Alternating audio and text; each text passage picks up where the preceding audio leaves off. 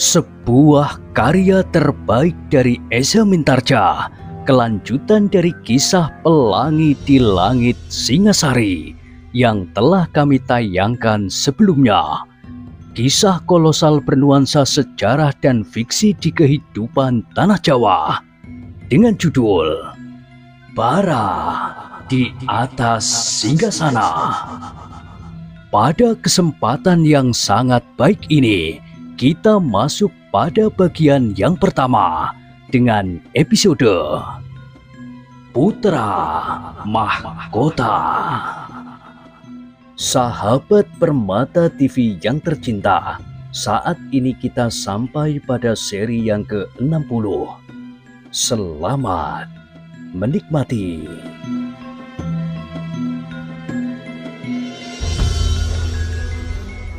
Di akhir kisah sebelumnya disebutkan, juru taman itu termangu-mangu sejenak, namun kemudian ditinggalkannya Anusapati berdua saja dengan Sumekar.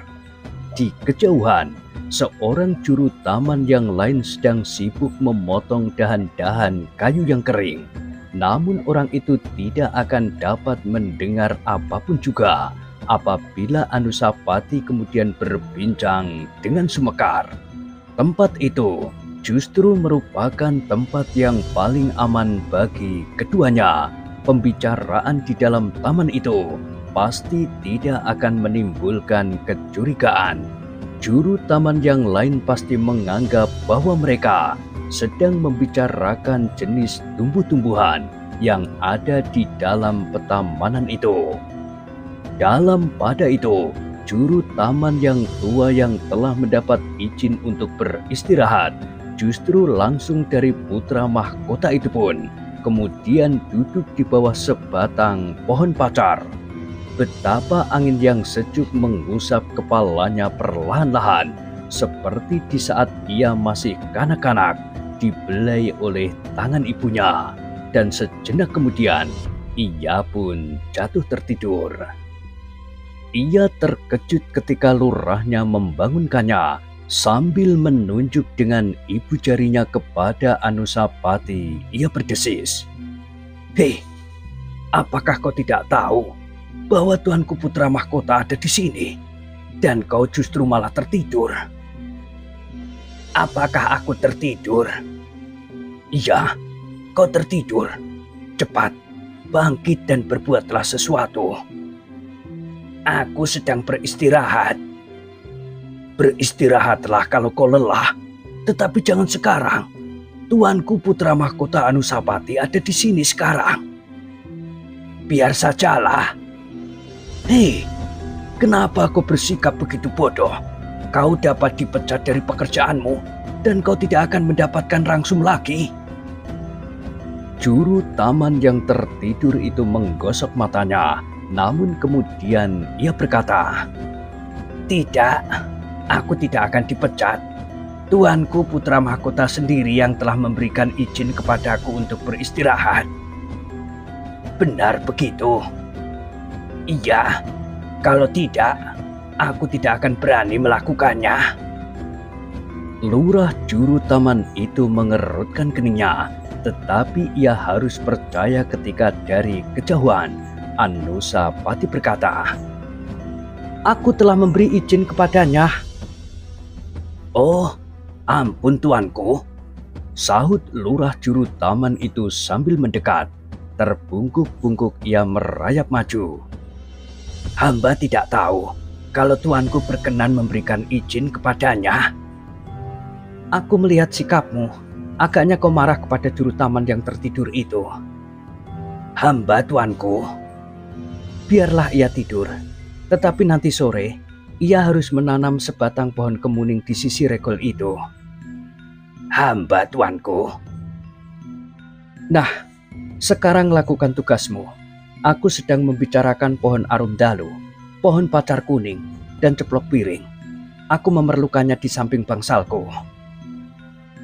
"Hamba tuanku, tetapi apakah baunya tidak mengganggu di malam hari? Ada orang yang tidak tahan mencium bau yang terlampau wangi di malam hari."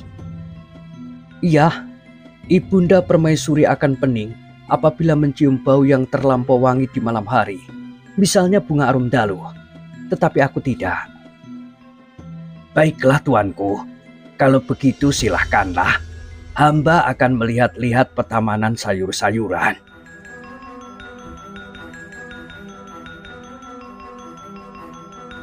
Sepeninggal orang itu, Anusapati tersenyum sambil berkata, "Ia orang yang baik." Lalu katanya, "Sampai di mana pembicaraan kita?" "Kita baru mulai, tuanku." "Ya, katakan, apa yang sudah kau alami di petamanan sebelah?" "Tuanku tidak usah terlalu cemas, meskipun bukan berarti bahwa tuanku dapat meninggalkan kewaspadaan." Anusapati mengangguk-anggukkan kepalanya. "Memang tuanku Tohjoyo bertanya serba sedikit tentang tuanku. Dapat pula dikatakan bahwa memang ada kecurigaan dan prasangka. Tetapi tuanku Tohjoyo tidak yakin akan kecurigaannya sendiri." "Apa saja yang ditanyakannya kepadamu?" "Kemungkinan bahwa tuanku bersangkut paut dengan kematian pelatih tuanku itu." "Apa katanya?" "Tuanku Tohjoyo bertanya, apakah tuanku sering berhubungan dengan seseorang yang tidak dikenal di dalam istana ini, atau setidak-tidaknya dengan orang-orang yang pantas dicurigai, meskipun orang itu hamba istana." "Apa jawabmu?"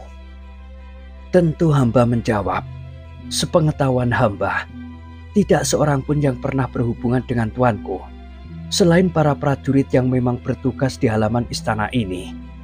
Utusan tuanku Sri Rajasa yang menyampaikan perintah apapun, dan para hamba istana, juru taman, para pekadik kuda tuanku dan para emban, terutama emban yang ada di bangsal tuanku." Anusapati mengangguk-anggukkan kepalanya. "Dan tuanku Tohjoyo juga bertanya, apakah tuanku sering berlatih seorang diri atau dikawani oleh siapapun juga?" Anusapati tersenyum. "Pertanyaan yang tepat. Untunglah bahwa ia bertanya kepada orang yang tepat pula." Sumekar pun tersenyum pula. "Apa katamu?" "Hamba menjawab bahwa tuanku memang sering berlatih seorang diri." Anusapati mengerutkan keningnya, tetapi Sumekar berkata seterusnya, "Tuanku Tohjoyo berkata bahwa hal itu memang sudah diduganya. Tetapi tuanku Tohjoyo kemudian meneruskan, kasihan Kakanda Anusapati, meskipun ia sudah berlatih dengan tekun, tetapi ilmunya tidak juga dapat maju seperti yang seharusnya bagi seorang putra mahkota." Anusapati mengangguk-anggukkan kepalanya. Katanya, "Mudah-mudahan ia tetap menganggapku demikian. Tetapi kecurigaannya itulah yang harus mendapat banyak perhatian." "Hamba tuanku, keadaan tuanku selanjutnya lah yang akan menentukan apakah kecurigaannya bertambah besar atau menjadi hilang sama sekali." Anusapati mengangguk-anggukkan kepalanya pula, seolah-olah ia hendak menyatakan bahwa ia benar-benar akan berusaha untuk berbuat dengan hati-hati agar tidak menimbulkan kecurigaan apapun pada Adinda Tohjoyo.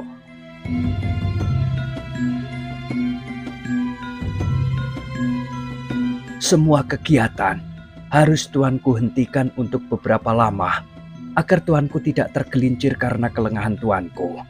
Seperti pada saat tuanku diikuti oleh prajurit yang hilang itu, tuanku telah berbuat suatu kesalahan." "Ya Paman, aku akan menghentikan semua kegiatanku.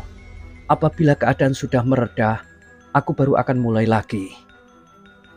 "Begitulah, selama ini tuanku dapat melakukan latihan di dalam ruangan tertutup, mempergunakan alat-alat yang sederhana, namun mampu menjadi sasaran pemusatan tenaga." Anusapati merenung sejenak. Jawabnya kemudian, "Aku merasa bahwa aku tidak mempunyai kesempatan lain kecuali demikian."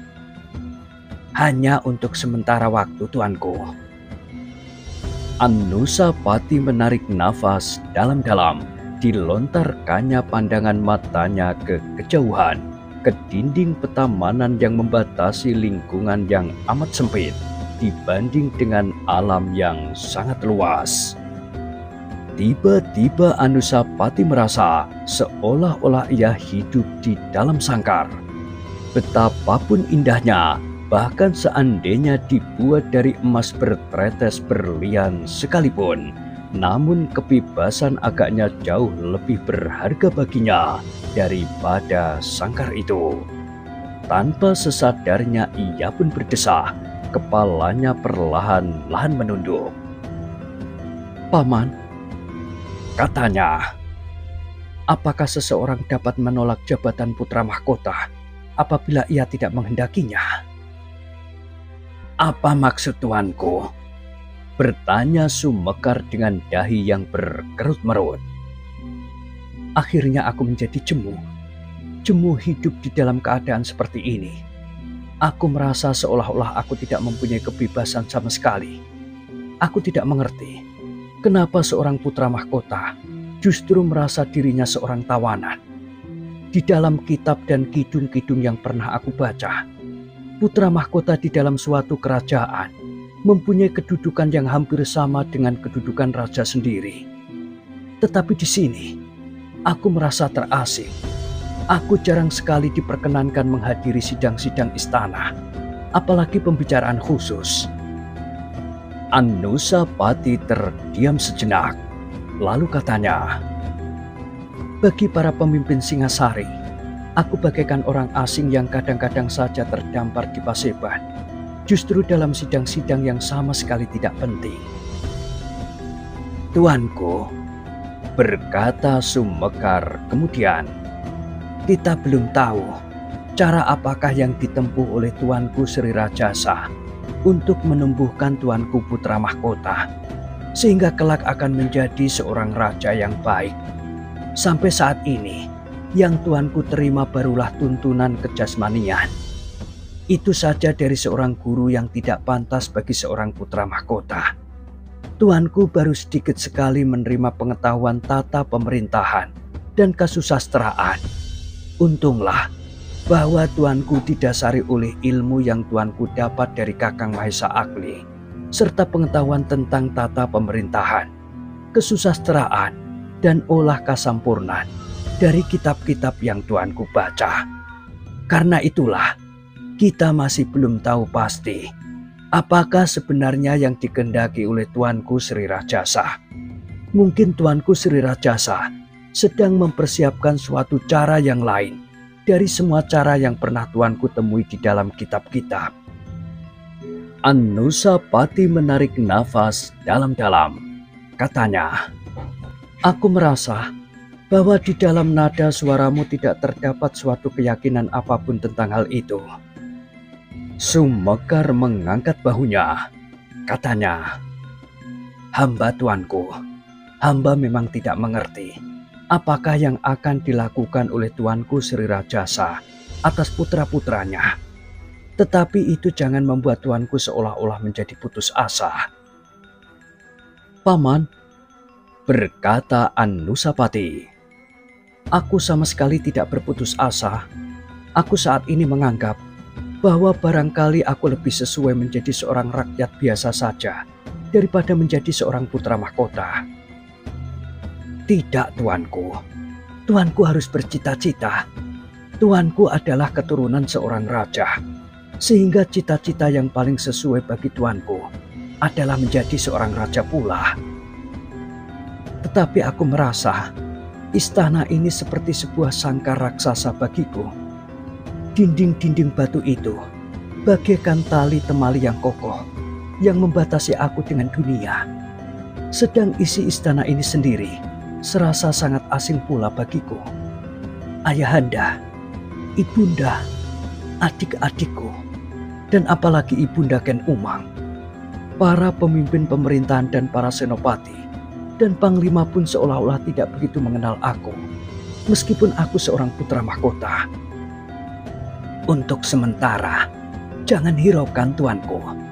Kelak pada saatnya, Apabila tuanku memang menunjukkan kemampuan yang melampaui orang lain, maka tuanku akan menjadi seorang raja yang disegani." Anusapati menggeleng lemah. Katanya, "Aku sama sekali tidak bernafsu untuk menjadi seorang raja. Jika demikian, maka usaha mereka telah berhasil. Mereka memang membuat tuanku jemu dan kehilangan gairah hidup menyongsong masa depan." "Siapakah yang kau maksud?" "Tuanku Tohjoyo dan mereka yang berpihak kepadanya." "Benar begitu? Menurut penilaian hamba memang begitu, meskipun mungkin hamba keliru." Anusapati mengerutkan keningnya, tetapi ia tidak mengatakan apapun juga. Sejenak ia melihat kembang ceplok piring yang putih bersih sedang mekar. Kemudian bunga arum dalu yang mencuat dari batangnya yang rendah. Ketika terlihat oleh Anusapati, juru taman yang sedang menyiangi tanaman di sudut petamanan, maka ia pun sadar bahwa ia tidak boleh menumbuhkan kecurigaan orang lain. Sejenak ia berjongkok di samping batang arum dalu yang sedang berkembang itu, kemudian berdiri setelah memetik bunganya beberapa tangkai.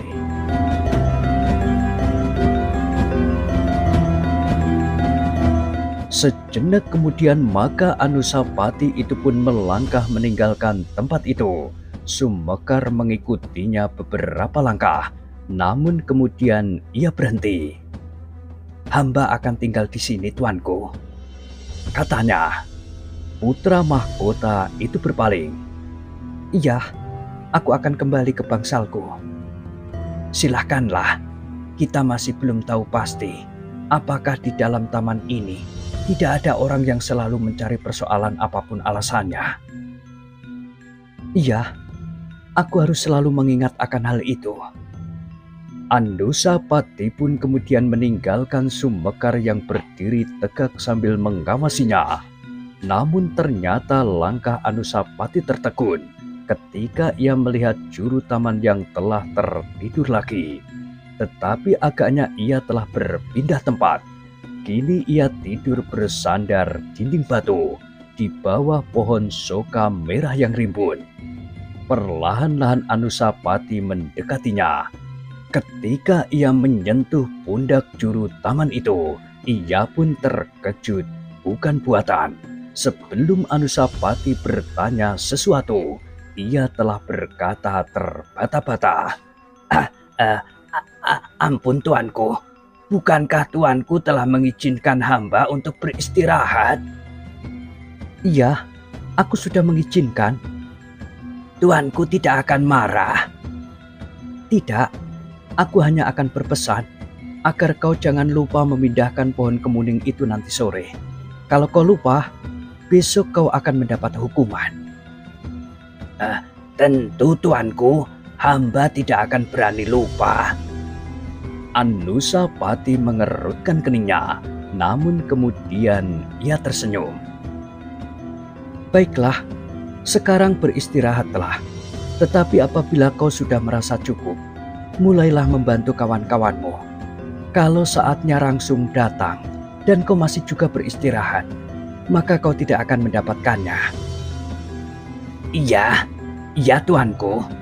Hamba akan berhenti beristirahat kalau Rangsung datang." Anusapati masih saja tersenyum. Sambil mengangguk-anggukkan kepalanya, ia berkata, "Jangan tidur terus-menerus." "Hamba tuanku." Orang itu menggosok matanya. Namun sementara itu, Anusapati pun telah meninggalkannya.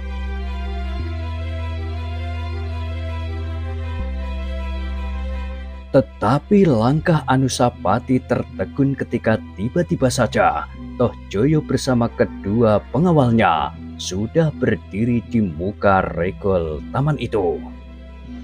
"Apakah aku mengejutkan Kakanda?" bertanya Tohjoyo.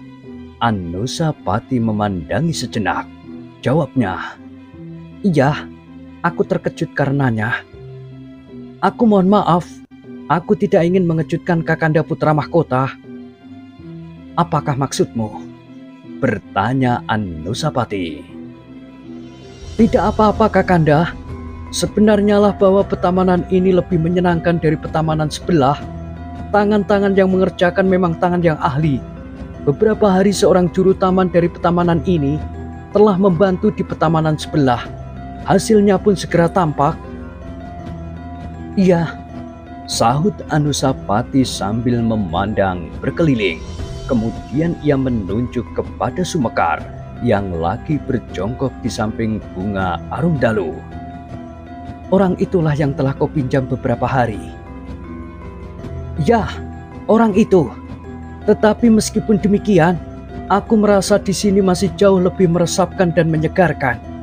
Tata susunan petamanan ini menumbuhkan perasaan tentram dan sejuk. Iya, karena itu, maka mungkin sekali aku masih akan meminjam orang itu untuk saat-saat mendatang. Anusapati mengerutkan keningnya, namun jawabnya sama sekali tidak disangka-sangka oleh Tohjoyo. Tergantung kepada kepentingan taman ini. Kalau ia tidak mempunyai pekerjaan di sini, baiklah. Tetapi kalau di petamanan ini sedang banyak pekerjaan, tentu aku tidak akan dapat mengizinkan. Jawaban itu telah membuat Tohjoyo menjadi heran. Anusapati biasanya tidak berani menyanggah keinginannya, tetapi kini sikapnya menjadi jauh berbeda. Kenapa Kakanda Anusapati tidak mengizinkannya? Tohjoyo bertanya. Tergantung kepada keadaan. Kalau aku sendiri memerlukannya, tentu aku tidak meminjamkan kepada orang lain. Tetapi apakah juru taman itu mengabdi kepada Kakanda Anusapati? Bukankah ia hamba istana? Hamba Ayahanda Sri Rajasa. Kalau kau tahu akan hal itu, kenapa kau meminjamnya kepadaku? Ia bekerja di sini, meskipun tidak resmi. Tetapi dinding batu ini seolah-olah merupakan batas antara dua bagian dari istana Singasari. Daerah ini adalah daerah yang diperuntukkan bagi Ibunda Permaisuri. Sedang daerah yang berada di sisi dinding ini adalah daerah yang seolah-olah diperuntukkan bagi Ibunda Ken Umang. Bukankah begitu? Iya. Tetapi sudah tentu tidak dengan seluruh hamba yang ada di seberang menyeberang dinding. Mereka tetap hamba istana, hamba Sri Rajasa. Kalau begitu, kenapa kau minta kepadaku? Tohjoyo tidak segera menjawab. Sikap ini bukan kebiasaan sikap Anusapati. Karena itu, Tohjoyo justru menjadi agak bingung menghadapinya. Meskipun Sumekar masih tetap berjongkok di samping bunga Arumdalu, namun ia dapat mendengarkan sebagian dari percakapan itu. Karena itu, maka dadanya menjadi berdebar-debar. Ia mengerti bahwa hati Anusapati yang setiap saat seakan-akan selalu tertindih oleh berbagai perasaan yang tertahan di dalam dadanya, kadang-kadang ingin meledak. Kalau Anusapati tidak pandai menahan diri, maka akibatnya akan merugikan dirinya sendiri. Karena itu, maka perlahan-lahan Sumekar berdiri sambil terbatuk-batuk. Kemudian sambil menjinjing sebatang bibit Arumdalu, ia berjalan mendekati kedua anak-anak muda yang sedang berbicara semakin lama semakin tegang itu. Ampun Tuanku Putra Mahkota, berkata Sumekar yang pura-pura tidak tahu apa yang mereka percakapkan. Hamba telah mengambil bibit Arumdalu ini. Apakah hamba dapat menanamnya sekarang? Di samping pintu bangsal tuanku. Anusapati mengerutkan keningnya, namun ketika terpandang olehnya tatapan mata Sumekar, maka terasa hati Anusapati berdesir. Wajah juru taman itu seolah-olah memperingatkannya agar ia selalu berusaha menjaga dirinya. Sudah sekian lama ia menahan hati. Kalau kali ini ia kehilangan kendali, maka yang sekian lama itu akan tidak berarti apa-apa sama sekali. Ampun Tuanku, Sumekar berkata pula, "Jadi, apakah bibit yang begini maksud tuanku?"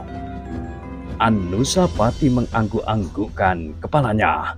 Jawabnya, "Iya, bibit itu bawalah ke bangsal dan tanamlah sebelah menyebelah pintu." "Jadi sepasang, tuanku?" "Iya, sepasang." "Oh, hamba baru membawanya sebatang," sahut Sumekar. "Kalau begitu, hamba akan membawa yang sebatang lagi." "Iya, ambillah sebatang lagi." Sumekar membungkukkan kepalanya dalam-dalam. Kemudian ia pergi meninggalkan keduanya, kembali ke batang arundalunya yang sedang berkembang. Dalam pada itu, beberapa orang juru taman yang lain pun sedang asik bekerja di bagian masing-masing. Tetapi mereka tidak menghiraukan apa saja yang sedang dipercakapkan oleh kedua putra Sri Rajasa itu. Ketika Sumekar sudah kembali ke tempatnya, maka Toh Joyo masih meneruskan. "Jadi Kakanda keberatan?" "Tidak," jawab Anusapati kemudian. Toh Joyo menjadi bingung mendengar jawaban itu. Sekali lagi ia meyakinkan. "Kakanda tidak berkeberatan?" "Aku tidak. Tetapi kalau kau anggap bahwa kita masing-masing dapat berbuat apa saja atas hamba yang ada di istana ini, baiklah."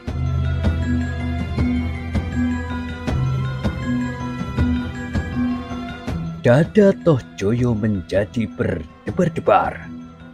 "Maksud Kakanda?" "Seperti yang kau kehendaki, semua hamba di dalam istana ini adalah hamba Ayahanda Sri Rajasa. Kalau kita masing-masing memerlukan, maka kita dapat mengambilnya. Kau dapat mengambil juru taman di petamanan ini, dan pada suatu ketika, apabila aku perlukan, aku dapat mengambil pengawalan." Wajah Toh Joyo tiba-tiba menjadi merah. Namun sebelum ia berkata sesuatu, Anusapati yang agaknya benar-benar sulit mengendalikan diri berkata, "Ingat, aku adalah putra mahkota. Aku adalah saudara tuamu. Dan aku mempunyai kekuasaan dan kewenangan yang lebih besar daripada putra yang manapun juga."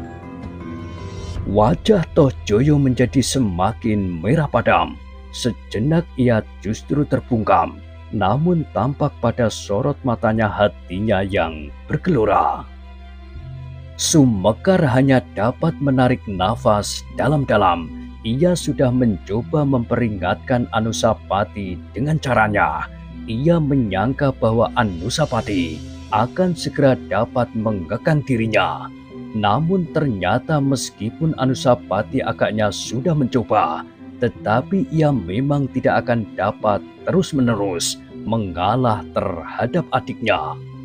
Sejenak kedua anak-anak muda itu saling berdiam diri, tetapi terasa bahwa dada mereka telah dilanda ketegangan yang semakin memuncak. Dan tiba-tiba saja Toh Joyo kemudian bertanya, "Sejak kapan Kakanda berpendirian demikian?" "Sejak kita sama-sama meningkat dewasa. Sejak aku mengerti tentang diriku dan harga diriku." "Tetapi Kakanda tidak pernah menunjukkan sikap seperti ini. Aku sangka Kakanda Anusapati adalah seorang yang baik, yang rendah hati dan terlampau sabar. Ternyata aku sudah terbentur pada batas kesabaran, kerendahan hati dan kebaikan. Aku tidak mengerti," desis Toh Joyo. "Semula aku hanya berniat meminjam seorang juru taman. Itu pun hanya apabila aku masih memerlukan di lain kali, bukan sekarang. Ternyata Kakanda Anusapati tiba-tiba saja menjadi marah. Aku tidak mengerti." "Aku sama sekali tidak marah, Adinda Toh Joyo. Aku hanya ingin bersikap wajar, seperti seharusnya seorang putra mahkota.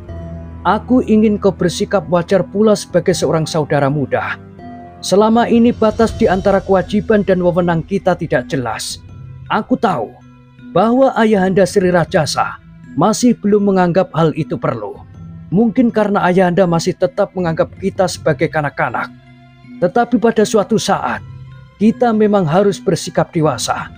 Kita bukanlah anak-anak yang manja, yang selalu merengek apabila keinginan kita tidak terpenuhi. Apakah begitu anggapan Kakanda Anusapati terhadapku? Bukan terhadapmu, tetapi terhadap kita bersama-sama. Aku, kau dan semua adik-adikku. Tetapi biarlah mereka yang masih kanak-kanak bersikap seperti kanak-kanak, tetapi kita tidak. Baiklah, itulah yang Kakanda kehendaki. Ya, hubungan kita selanjutnya adalah hubungan orang-orang dewasa yang mempunyai batas-batas kewajiban dan wewenang.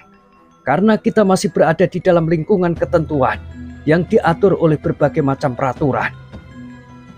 Toh Joyo mengangguk-anggukkan kepalanya meskipun wajahnya menjadi merah ketika ia berpaling memandang wajah kedua pengawalnya berganti-ganti. Dilihatnya wajah-wajah itu pun menjadi tegang.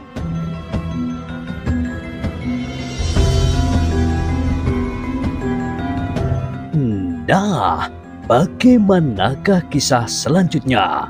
Silahkan ikuti terus kisah Bara di Atas Singgasana pada kesempatan berikutnya. Sampai jumpa.